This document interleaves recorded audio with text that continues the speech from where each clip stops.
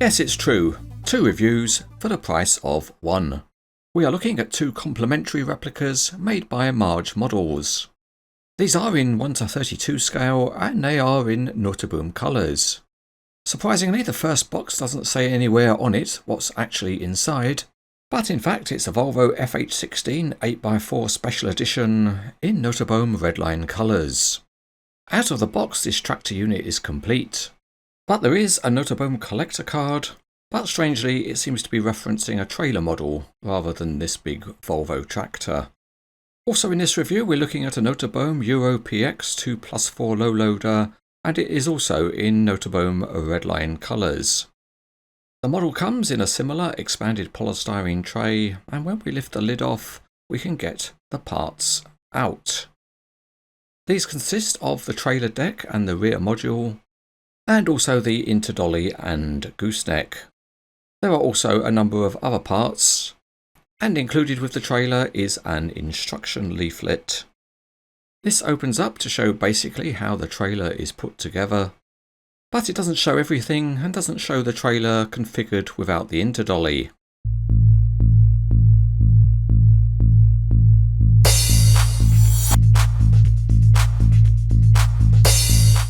We will begin the assembly with the trailer and we'll connect the interdolly to the trailer deck. Luckily for the Cranes etc. engineer, this is easy, it just hooks over. And then, full of confidence, we can move on and attach the gooseneck. Happiness rises further because the dolly just hooks on. And then finally, for the bulk assembly, we can reverse up the tractor and the kingpin on the trailer just slots into the 5th wheel. As you can see, there are some cable connections to make, and although there's a little fiddliness involved, the larger scale helps. Next we have the option to put the sideboards onto the gooseneck, and the 3 parts of it slot into place rather nicely, and they don't end up as a loose fit. We follow on with some marker board madness, and that begins with 2 that fit onto the interdolly, and then we've got a pair which fit on either side of the gooseneck. These ones are a little bit of a looser fit, but when we run to the back of the trailer we fit 2 more marker boards and they're a tighter fit. To complete this part of the assembly there are a couple of blanking boards that fit into the trough on the rear module.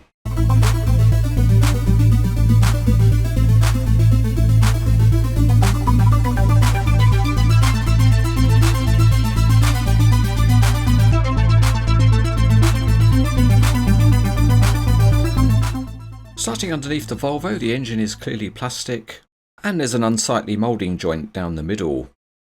The silver boxes look rather better, and moving to the back, all of the transmission parts are in plastic.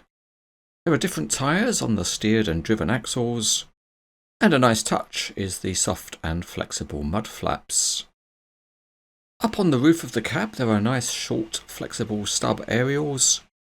There's a nice light bar with beacon lights, and the Nooteboom name badge is proudly shown.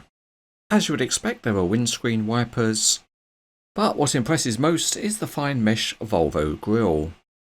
There's also a realistic number plate and a Convoy Exceptionnel sign, and the whole front appearance is very good. The graphics and paintwork on the model are really nice, and there are nice details such as the small door handle. The step into the cab has nice texturing, and the rest of the chromework has a good standard of detailing. Behind the cab there are plastic tanks in the equipment tower, and overall the appearance at the back is very good. There are detailed cabinets and connections, and there are also coiled lines. The stepping plate is also textured. At the back the wheel arches are metal and there are detailed wheels, and the soft mud flaps have the Nooteboom name on them. The interior detailing of the cab is very good, and that can be seen when you open the doors. Moving on to the trailer, and the structure has been replicated, and it's interesting to see the crossbeams and the underside of the replica timber deck. The gooseneck is a solidly modelled part with a high metal content, and the interdolly is of the same standard as the rear module. At the front, the connectors for the coiled lines are modelled, and there's a nice Nooteboom logo, and the surface of the gooseneck has nice detailing. Along the left side of the gooseneck there's some finer detailing in terms of controls and dials. And the interdolly is also modelled with small graphics. The wheels look smart, and there's a stripe down the edge of the interdolly.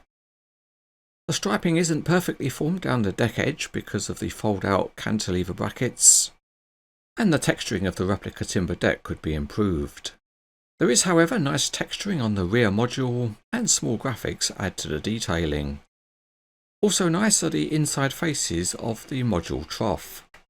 At the rear there's some nice detailing, but it would have been nice to have had a number plate.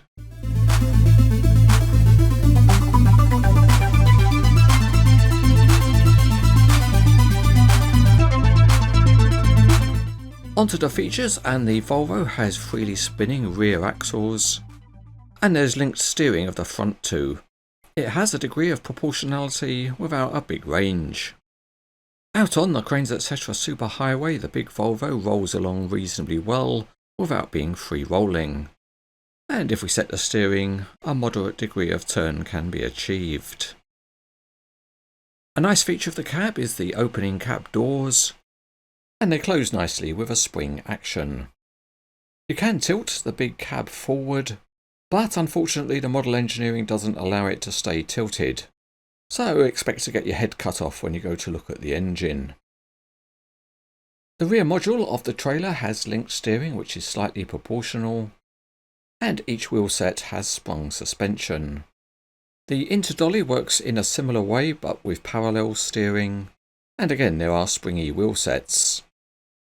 Moving on to the gooseneck, and it has an adjustable angle.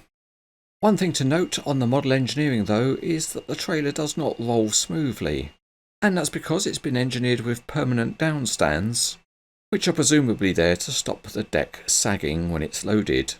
A big heavy haulage trailer like this needs a big load to go on it, so here the giant hand crane is loading on a big foundation engineering machine, although at 1:35 scale it's slightly small.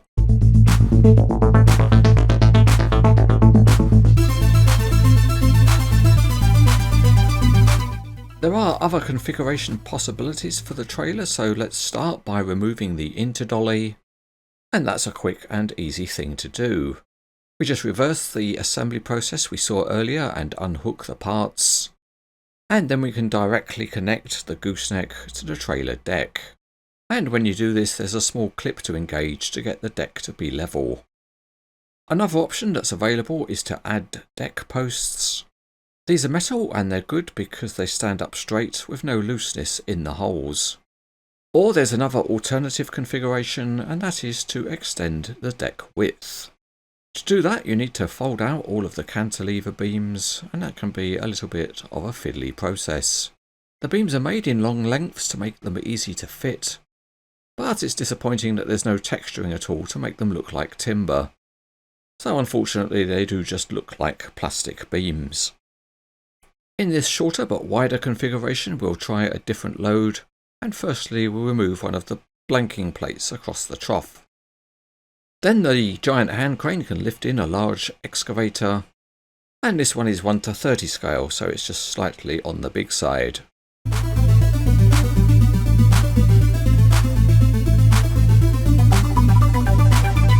This model is in 1:32 scale, so let's firstly see how it compares to a 1:50 scale model, and we'll also go further and get the tape out and do a dim check. With the interdolly in, it's about 78 centimeters or 31 inches, but an additional feature is that the deck is also extendable. So let's get the tape on that, and we see it's about 94 centimeters or 37 inches.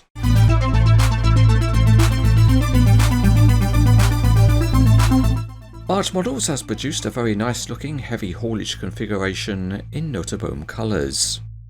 It's good quality with some nice detailing and functionality, and of course it looks particularly good with a suitable load. It's a large and impressive model which is rated as very good.